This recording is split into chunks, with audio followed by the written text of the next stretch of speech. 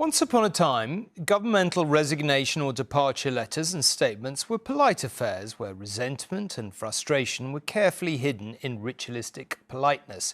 This three-page letter from the former Home Secretary Suella Braverman is absolute dynamite. It's one of the most extraordinary resignation letters you've ever seen. She really goes in for some Rishi Sunak, doesn't she? That's right, Sophie. Now, normally, when you get a resignation letter, it comes an hour or two after the event. This one has taken 24 hours.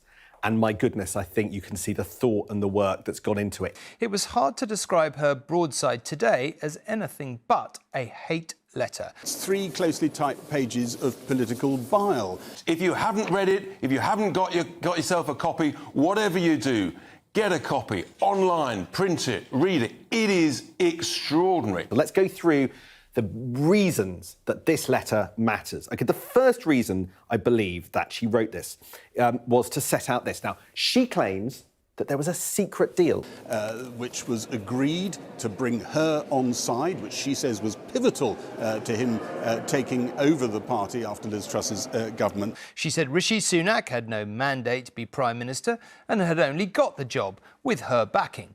Humility, not necessarily her strong point. She's trying to close off the Prime Minister's options when the Supreme Court judgment, which is so critical, he thinks, to his fortunes, comes tomorrow on whether the government's allowed to send asylum seekers back to Rwanda. She's saying, well, if you win it, you haven't made proper provision for it to work properly. If you lose it, well, I told you so. I agree to support you because you gave firm assurances on key policy priorities. And she goes through them. She basically suggests there was a deal that the public don't know about reducing legal migration, about overriding the European Convention on Human Rights, about what goes on with the Northern Ireland Protocol, and what goes on essentially with trans rights issues.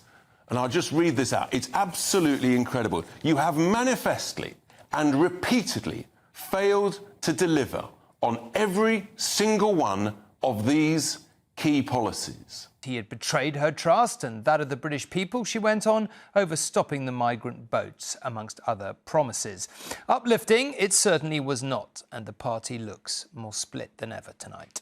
Our purpose is nothing less than to make the long-term decisions that are going to change our country for the better, and I know that this strong and united team is going to deliver that change. So it's not clear where this goes beyond rumbling sounds of battle, and a battle over the whole identity of the Conservative Party. And my simple question to you this evening, has Suella's letter sunk Sunak?